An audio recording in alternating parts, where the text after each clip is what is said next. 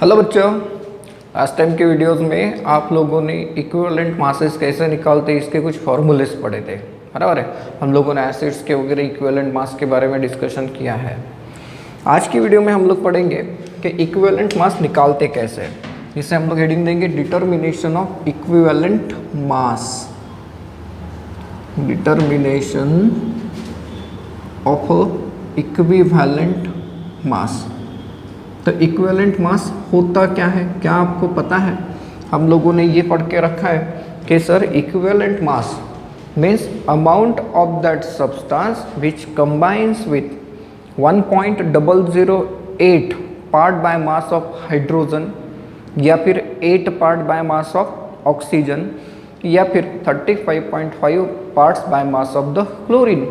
हम लोगों ने ऐसा कुछ डिस्कशन दिया है अपने डेफिनेशन में, एंड इसी के रिगार्डिंग हमारे पास मेथड भी होती है, जिसमें हम लोग पहली मेथड की अगर बात करें तो इसे आप लोग कहते हो hydrogen displacement method.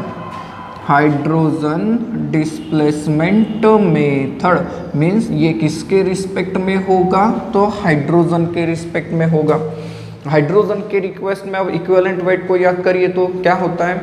Sir it is nothing but the amount of the substance that will react with 1.008 part by mass of the hydrogen. तो इसका मतलब ये कि अगर आप इक्विवेलेंट वेट निकालते हो फॉर एग्जांपल मेटल का, तो equivalent weight of metal is equal to मास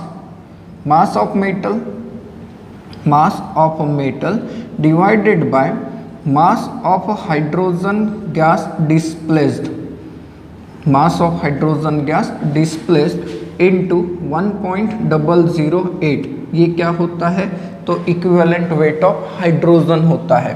देखिए आपने क्या लिखा है, equivalent weight of metal is equal to mass of metal divided by mass of hydrogen displaced multiplied by 1.008।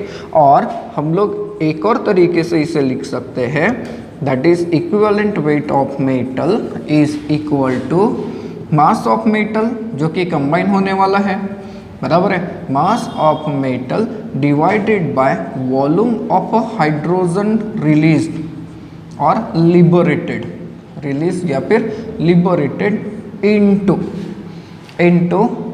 11,200 ml। ये 11,200।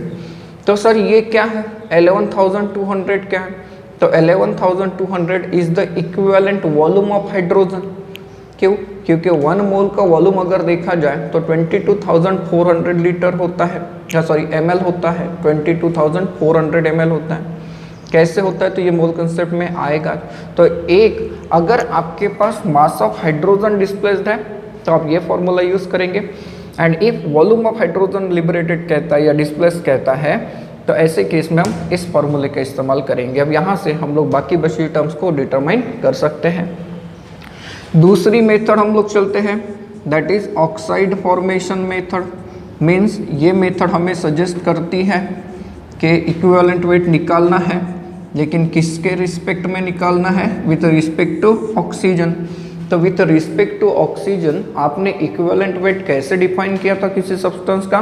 तो it is the amount of the substance that will react with the 8 gram of oxygen. 8 gram oxygen के साथ जितना मास किसी element का combine होता है वही उसका इक्विवेलेंट मास होता है।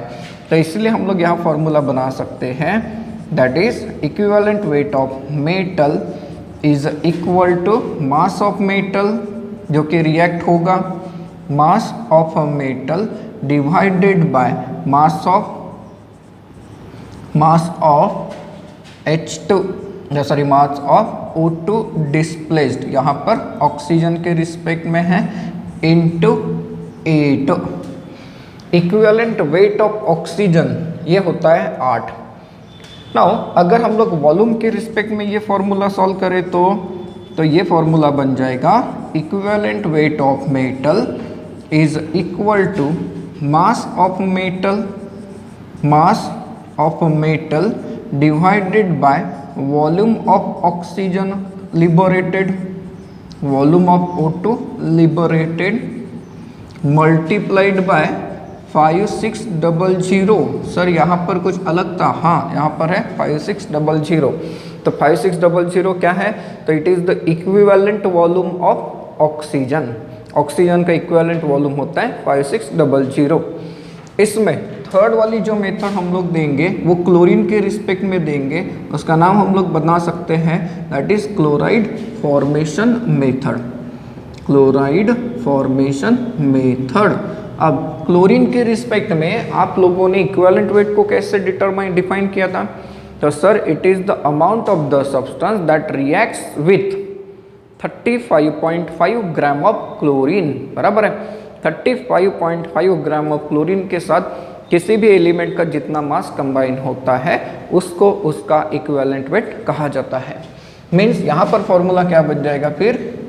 तो equivalent weight of metal is equal to mass of metal, that is mass of a metal divided by mass of a chlorine displaced और produced आप लोग कह सकते हो into 35.5।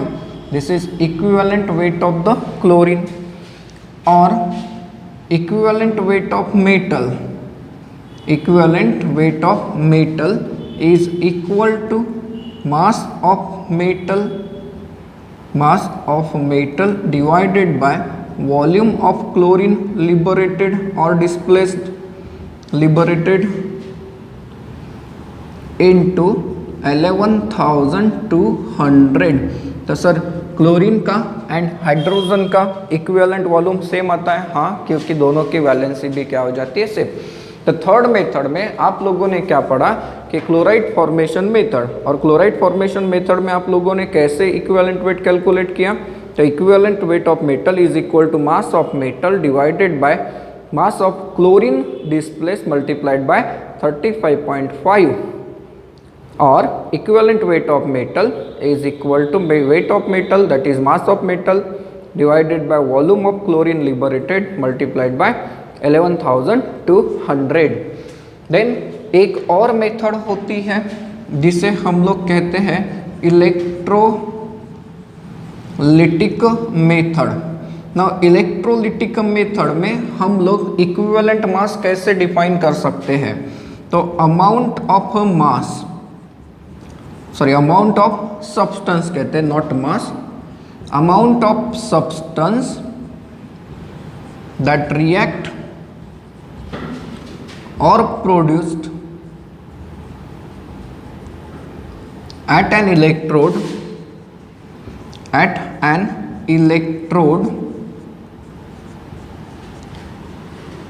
when 1 Faraday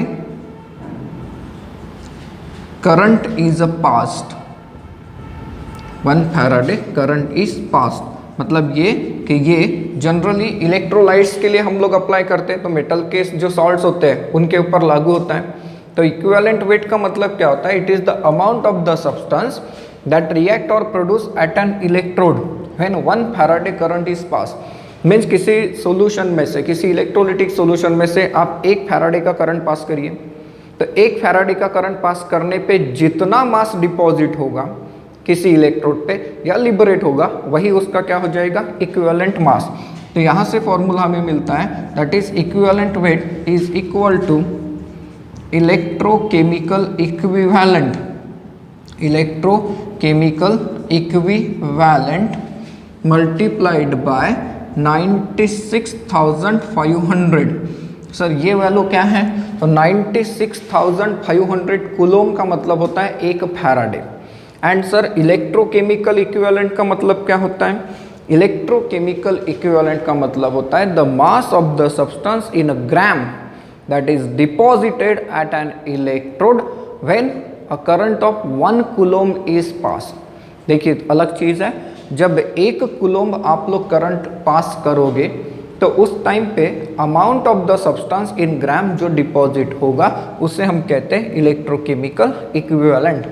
ये है कुछ मेथड्स जो हम लोग यूज़ करते हैं for the determination of equivalent mass. अब देखते हैं इक्विवेलेंट मास के ऊपर की कुछ न्यूमेरिकल्स, छोटे छोटे न्यूमेरिकल्स होते हैं, बहुत ज़्यादा डिफिकल्ट नहीं होते। देखिए सिर्फ आपको क्या है डेफिनेशन को बराबर याद रखना है और हम लोगों ने जो फॉर्मूलेस पढ़े हैं इक्विवेलेंट मास के लिए वो आपको याद करना है। क्वेश्चन नंबर 30 नोट्स में है the same amount of a metal combines with 0.2 gram of oxygen and with 3.17 gram of halogen, hence equivalent mass of halogen कितना। क्या कहता है कि एक मेटल का सेम मास है और वो 0.2 ग्राम ऑक्सीजन के साथ कंबाइन होता है एंड 3.17 ग्राम ऑफ हैलोजन के साथ कंबाइन होता है, तो हैलोजन का इक्विवेलेंट मास क्या। तो यहाँ पर एक रेशियो आपको मिलता है, रेशियो एंड प्रोपोर्शन का इस्तेमाल करना है। देखिए 0.200 ग्राम ऑक्सीजन के साथ कितना हैलोजन मेटल के साथ कंबाइन हो रहा है, तो 3.17। अब इक्विवेलेंट मास निकालना है तो हमें कितने ऑक्सीजन के साथ इसे कंबाइन करा के दिखाना पड़ेगा, तो सर 8 ग्राम के साथ। So therefore 8 gram of oxygen, 8 gram of oxygen means 0.2 gram oxygen जब यूज होता है तो 3.17 ग्राम हैलोजन भी लगता है, बराबर है। तो फिर 8 ग्राम ऑक्सीजन लगेगा तो हैलोजन का जो क्वांटिटी रहेगा वो आप लोगों को मिल जाएगा, तो कितना होगा। तो सर अगर 3.17 ग्राम हैलोजन के लिए, हैलोजन यहाँ पे मैंने सिर्फ क्लोरीन लिखा था वो रॉन्ग हो जाएगा, सिर्फ हैलोजन। तो 3.17 ग्राम हैलोजन के लिए कितना ऑक्सीजन, 0.200 ग्राम ऑक्सीजन। तो सर 1 ग्राम के लिए कितना, तो 3.17 डिवाइडेड बाय 0.200 एंड 8 ग्राम के लिए कितना, तो मल्टीप्लाइड बाय 8 होगा ऐसे। अब इसका आंसर अगर आप लोग चेक करके देखते हैं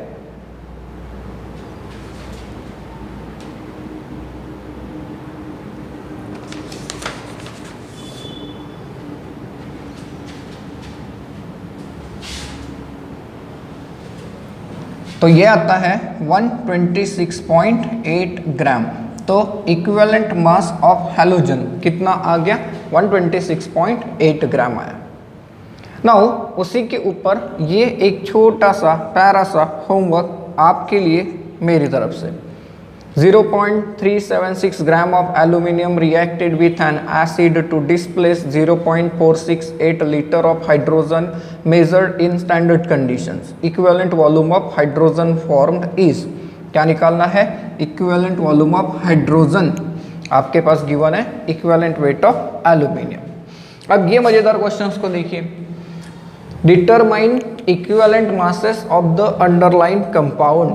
कुछ रिएक्शंस हमारे पास है और आप लोगों को कैलकुलेट क्या करके देने हैं कि जो स्पीसीज अंडरलाइन है उनके इक्विवेलेंट मास। अगर हम लोग अंडरलाइन स्पीसीज को देखें तो यहाँ पर ये है एंड जो लास्ट वाली रिएक्शन है उसमें अंडरलाइन है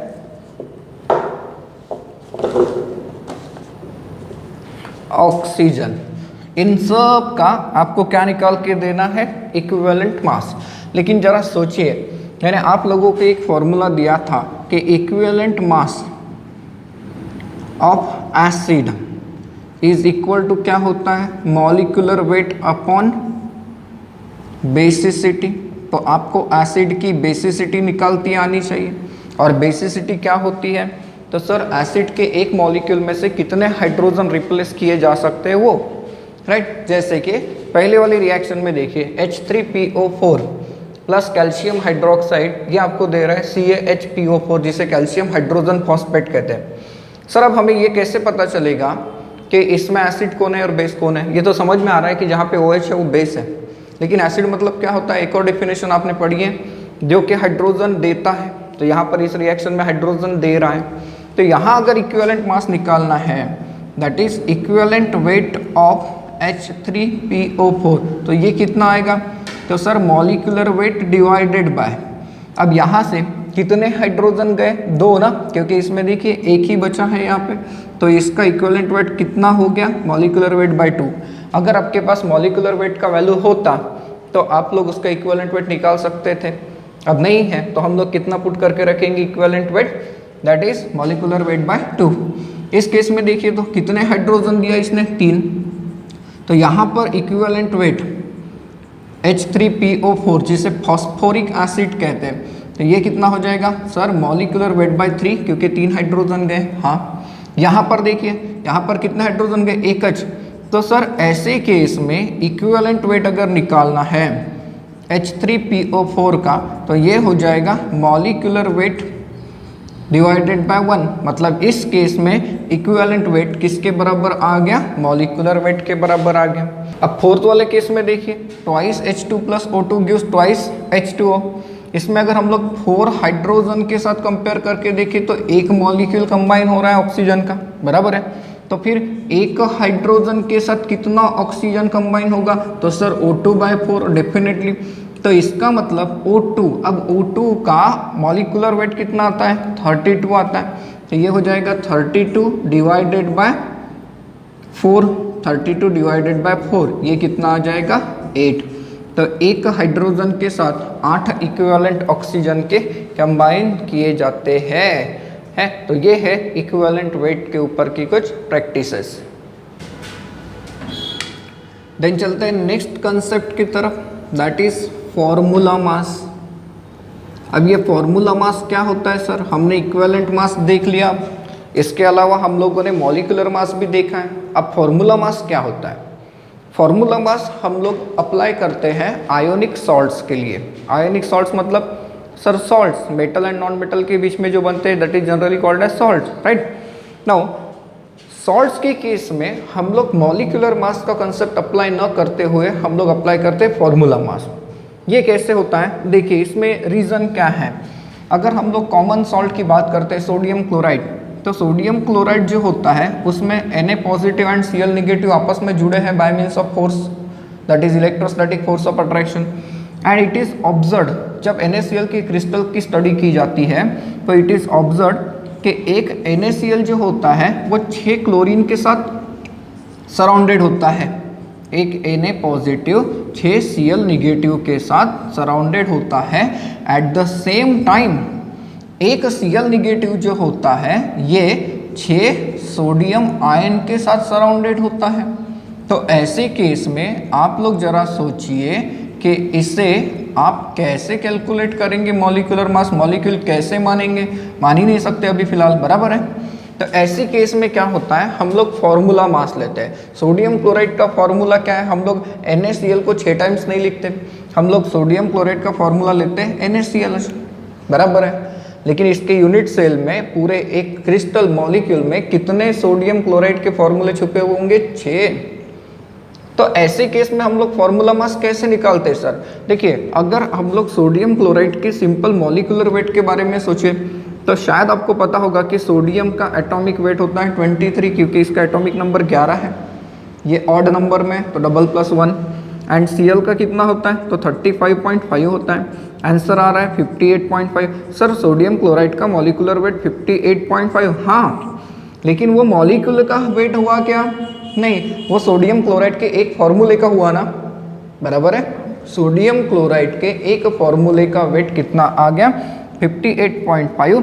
दैट इज, इसे हम लोग मॉलिक्यूलर मास कहने की बजाय अब हम लोग क्या कहते हैं, फॉर्मूला मास। तो फॉर्मूला मास बेसिकली क्या हो गया, आयोनिक कंपाउंड्स के लिए अप्लाई करते हैं। फॉर्मूला मास क्या हो गया, तो sir it is nothing but the sum of the atomic weights of all the atoms present in the formula, बस यही। मॉलिक्यूलर वेट में क्या कहा था, sum of the atomic weights of the all atoms in the molecule. यहाँ पर क्या कहा हमने, फॉर्मूला का। एक फॉर्मूले के अंदर पर्टिकुलर एलिमेंट के जितने एटम्स हैं उनके एटॉमिक वेट का सम, मतलब क्या हो गया, फॉर्मूला मास। अब चलो किसी दूसरे सॉल्ट का फॉर्मूला मास निकाल के देखते हैं। जैसे एग्जांपल ले लीजिए कैल्शियम क्लोराइड। कैल्शियम क्लोराइड में कैल्शियम एंड क्लोरीन, कैल्शियम का एटॉमिक नंबर कितना होता है, 20 होता है। तो कैल्शियम का एटॉमिक मास कितना हो गया, 40, क्योंकि इवन नंबर है। एंड क्लोरीन का, एक क्लोरीन का कितना एटॉमिक वेट होता है, 35.5। तो 2 क्लोरीन का कितना हो जाएगा, 71। तो ये देखिए आंसर को अगर देखें तो कितना आ जाएगा, 111। सिमिलरली अगर आप लोग कॉपर नाइट्रेट का, ये अपने नोट्स में होमवर्क में मिलेगा, कॉपर नाइट्रेट का अगर फॉर्मूला मास निकालते तो क्या, तो सर हमें चाहिए कॉपर का एटॉमिक वेट। हाँ, तो कॉपर का एटॉमिक वेट होता है 63.5। अब आप लोग सोचिए यहाँ पर नाइट्रोजन कितने हैं 2 एंड ऑक्सीजन कितने हैं 6, NO3/2 मतलब डबल से मल्टीप्लाइड है ये ब्रैकेट, तो नाइट्रोजन 2 है, ऑक्सीजन कितने हैं 6 है। तो नाइट्रोजन की अगर बात करें तो 2 नाइट्रोजन, एक नाइट्रोजन का एटॉमिक वेट कितना 14 क्योंकि एटॉमिक नंबर 7 है, तो 2 का कितना 28। एक ऑक्सीजन का एटॉमिक वेट है 16, तो 6 ऑक्सीजन का कितना, तो 6 ऑक्सीजन का आएगा 96। तो इसे अगर हम लोग देखें तो ये कितना आ रहा है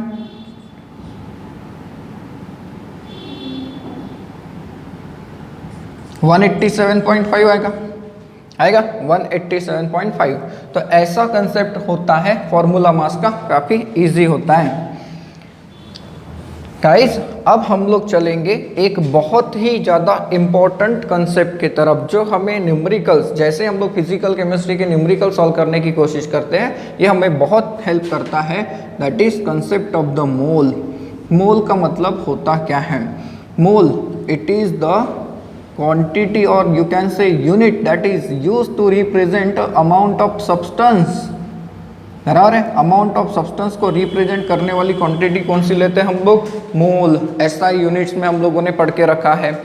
इसे आप लोग रिप्रेजेंट कैसे करते हो? बाय MOL, मोल इसका यूनिट हम लोग लगाते हैं। एंड मोल को रिप्रेजेंट करते समय क्या लेते हैं? N। इसका सिंबल क्या यूज करते हैं आप लोग? स्मॉल n करते हैं। सर अब ये 1 मोल होता क्या है ना? 1 mole of substance, 1 mole of substance contains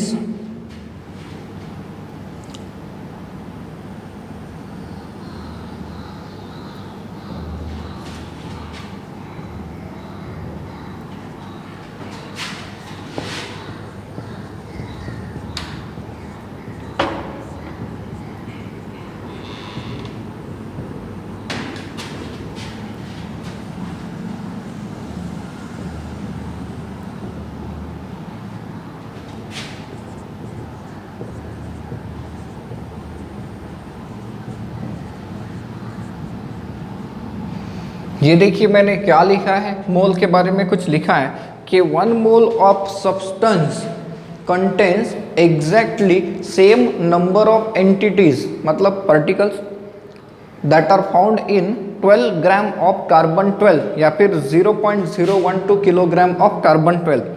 मतलब ये कि सर 1 मोल क्वांटिटी, अगर हम लोग 1 मोल सब्सटेंस लेते हैं तो उसमें कितने एटम्स आएंगे? तो उतने एटम्स आएंगे जितने एटम्स किसके अंदर मिलेंगे? 12 ग्राम कार्बन 12 के अंदर, क्योंकि एटॉमिक मास काउंट करते समय हमने स्टैंडर्ड कौन सा लिया था? कार्बन 12। बराबर है।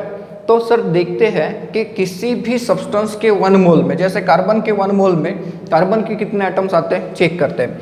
अगर हम लोग मॉलिक्यूलर वेट या एटॉमिक वेट की बात करते हैं कार्बन के, मॉलिक्यूलर वेट ऑफ कार्बन हम लोग क्या लेते हैं? 12 ग्राम पर मोल लेते हैं, चलो ठीक है। And mass of 1 carbon 12 atom, एक कार्बन के एटम का वेट अगर देखा जाए तो ये होता है 1.992648 into 10 to the power -23 gram. Right, एक कार्बन के मास का वेट जो कि मास स्पेक्ट्रोमीटर से कैलकुलेट किया गया है, तो ये कितना होता है? 1.992648 into 10 to the power -23 gram है। तो अब आप लोग सोचिए, therefore number of atoms, therefore number of atoms in 12 gram carbon कितने हो जाएंगे? तो sir 12 gram per mole divided by 1.992648 into 10 to the power -23 gram per atom. ये देखिए ग्राम पर एटम है, ये एक ग्राम का, एक एटम का वेट है ग्राम में, ग्राम पर एटम। इसका आंसर हमें मिलता है 6.022, बहुत कुछ होता है, मैं आपको राउंड अप करके दे रहा हूँ, 6.023 into 10 to the power 23। Gram and gram cancel हो गया, mole inverse, sorry mole inverse क्या हो गया? मोल, दैट इज मोल पर एटम हो गया, ये नीचे तो एटम पर मोल, ये होता है 6.023 into 10 to the power 23 atoms per mole, मतलब एक मोल कार्बन में कार्बन के कितने एटम्स आते हैं? 6.023 इंटू 10⁻23 आते हैं। अब ये जो वैल्यू है 6.023 इंटू 10⁻23, इसे हम लोग क्या कहते हैं? तो इसे हम लोग कहते हैं Avogadro number, in the honour of the scientist Avogadro, right. इसका मतलब ये होगा कि जब भी कभी आप लोग 1 मोल की बात करते हैं तो 1 मोल सब्सटेंस कोई भी लीजिए, 1 मोल सब्सटेंस चाहे वो एटम्स लीजिए, एलिमेंट लीजिए, या फिर आप लोग कोई कंपाउंड लीजिए जिसमें मॉलिक्यूल्स रहेंगे, या फिर आयोनिक कंपाउंड लीजिए जिसमें फॉर्मूला यूनिट्स रहेंगे। तो 1 मोल, जैसे मान लीजिए 1 मोल ऑक्सीजन एटम अगर आपके पास है तो इसके अंदर कितने ऑक्सीजन के एटम्स होंगे? तो 6.023 इंटू 10⁻23। अगर आपको किसी ने कहा कि आपके पास 1 मोल ऑक्सीजन है, देखिए मॉलिक्यूलर फॉर्म में, तो 1 मोल ऑक्सीजन के अंदर ऑक्सीजन के कितने मॉलिक्यूल होंगे? तो 6.023 इंटू 10⁻23। अगर आपको कोई कहता है कि 1 मोल वाटर आपके पास है, तो 1 मोल वाटर के अंदर, वाटर क्या है? मॉलिक्यूल है, कंपाउंड है, तो 1 मोल वाटर के अंदर वाटर के कितने मॉलिक्यूल्स आएंगे? तो ऑब्वियसली एवोगैड्रो नंबर के बराबर आएंगे। किसी ने अगर आपको ये कह दिया कि 1 मोल NaCl के अंदर NaCl के कितने फॉर्मूला यूनिट्स रहेंगे? तो 6.023 इंटू 10⁻23 यही रहेगा, राइट। सो 1 मोल के अंदर, 1 मोल कंपाउंड के अंदर एवोगैड्रो नंबर के बराबर एटम्स है, या फिर यू कैन से मॉलिक्यूल्स है। अब हम लोग पढ़ते हैं मोलर मास एंड गैसेस, इनके बीच में कैसे रिलेशनशिप होती है। 1 mole of any substance contains how many particles? Avogadro number particles sir, that is 1.6023 into 10⁻23, ठीक है। But what about the gases? Gases में हम लोग क्या कंसिडरेशन करते हैं कि 1 mole of any gas, that is 1 mole of any gas at STP, मतलब स्टैंडर्ड टेम्परेचर एंड प्रेशर। अब स्टैंडर्ड टेम्परेचर क्या लेते हैं? 273 kelvin, that is 0 degree Celsius. Pressure हम लोग लेते हैं 1 atm का। तो 1 mole of any gas at STP is equal to 22.4 dm³ और लीटर ऑफ गैस। मतलब देखिए, अगर आप लोग 1 मोल कोई गैस लेना चाहते हैं तो उसका वॉल्यूम कितना हो जाता है? 22.4 dm³ और 22.4 लीटर। इसे हम लोग मोलर वॉल्यूम नहीं कह सकते क्या? ऑब्वियसली इसे हम लोग क्या कहेंगे? मोलर वॉल्यूम कहते हैं। Now 22.4 dm³ is nothing but 22,400 centimetre cube, और यू कैन से ml। मतलब 1 मोल गैस के अंदर, 1 मोल गैस अगर आप लोग लेते हैं तो उस गैस का वॉल्यूम कितना हो जाएगा? 22,400 सेंटीमीटर क्यूब और ml, और लीटर में 22.4 लीटर हो जाता है। इसी के हिसाब से हम लोग लेते हैं नंबर ऑफ मोल्स। गैस के नंबर ऑफ मोल्स कैसे निकालेंगे फिर? Number of moles is equal to, that is volume of gas, volume of gas at STP, gas का कितना वॉल्यूम दिया हुआ है, divided by molar volume of gas, molar volume of gas, molar volume of gas, that is what? Volume of gas divided by 22.4 litre. आपको ध्यान रखना है litre में पूछा है या किस में पूछा है, ml में भी पूछा जा सकता है। अब ये जो नंबर ऑफ मोल का कंसेप्ट है, इस नंबर ऑफ मोल्स के ऊपर हम लोगों को तरह तरह के क्वेश्चन पूछे जाते हैं। तो नंबर ऑफ मोल्स की अगर बात करें तो इसे कैलकुलेट कैसे करते हैं, देखिए number of moles is equal to mass of substance, mass of substance divided by molar mass of substance, molar mass of substance. जिसका भी आपको नंबर ऑफ मोल निकालने हैं उसका मास कितना है डिवाइडेड बाय उसका मोलर मास कितना है, ये करके देखिए आपको क्या मिल जाते हैं? Number of moles, that is n। लेकिन गैस के केस में क्या निकालते हैं, गैस के केस में कैसे निकाला आपने, जिस गैस के नंबर ऑफ मोल्स निकालने उसका वॉल्यूम कितना है डिवाइडेड बाय मोलर वॉल्यूम कितना है, राइट। तो ये तो फिक्स है 22.4, यहाँ पर कुछ अलग अलग आता है। अब यहाँ पर ही गाड़ी नहीं रुकती, क्वेश्चन आगे बढ़ाया जाता है। नंबर ऑफ मोल्स के अलावा आपको पूछे जाते हैं कि नंबर ऑफ मॉलिक्यूल्स क्या होंगे। तो नंबर ऑफ मॉलिक्यूल्स के बारे में एकदम सिंपल कंसेप्ट मैंने आपको दिया, याद करिए। एक मोल के अंदर कितने मॉलिक्यूल होंगे सर, एवोगैड्रो नंबर के बराबर है, that is 6.023 into 10 to the power 23। हाँ, तो सर किसी भी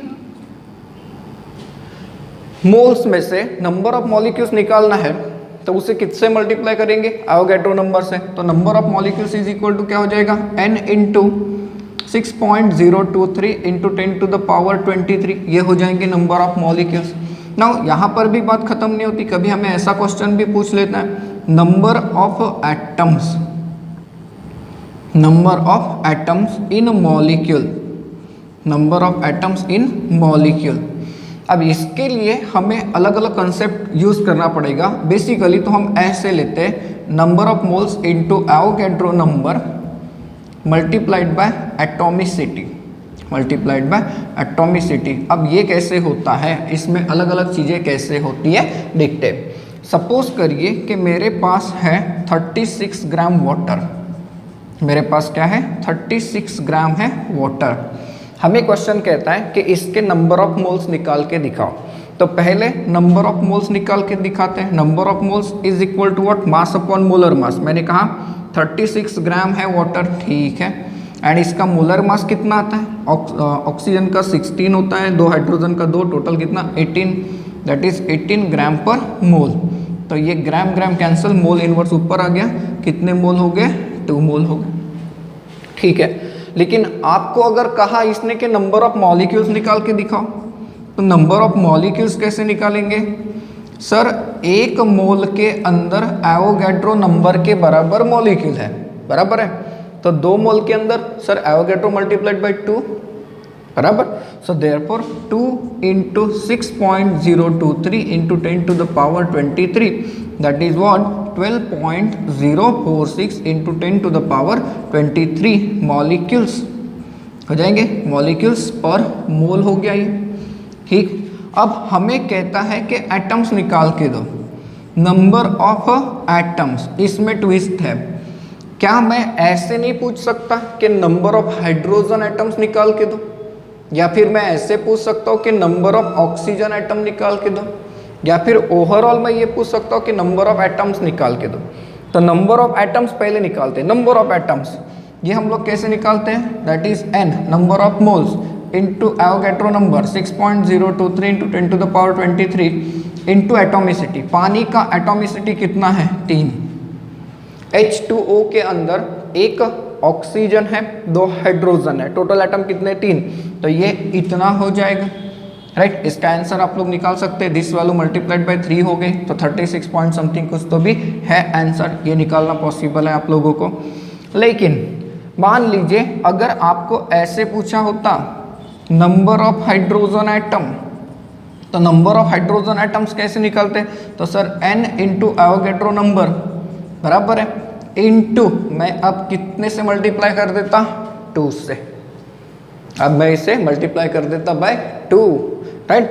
क्यों 2, क्योंकि पानी के एक मॉलिक्यूल में हाइड्रोजन के एटम्स कितने 2, तो ये है 2 into 6.023 into 10 to the power 23 into 2, that is 24 point something आएगा, ये आएगा, दैट इज 24.081 आसपास आएगा इसके, into 10 to the power 23 atoms किसके, हाइड्रोजन के। तो इस तरीके से आप लोगों को क्वेश्चंस मिलेंगे, राइट। ये है मोल कंसेप्ट जो हमें बहुत ज़्यादा हेल्प करता है। देखिए अब कुछ क्वेश्चंस की तरफ चल रहे हैं, ये हमारे नोट्स में है। What is the ratio of number of molecules in 1 mole ammonia and 1 mole nitric acid. आपके पास 1 मोल अमोनिया है और 1 मोल नाइट्रिक एसिड है, आपको कहता है कि दोनों के बीच में नंबर ऑफ मॉलिक्यूल्स का रेशियो क्या होगा।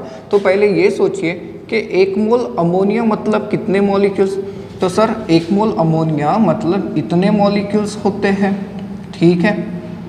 तो सिमिलरली आप लोग ये भी सोचिए कि 1 मोल नाइट्रिक एसिड मतलब कितने molecule, 6.023 into 10 to the power 23।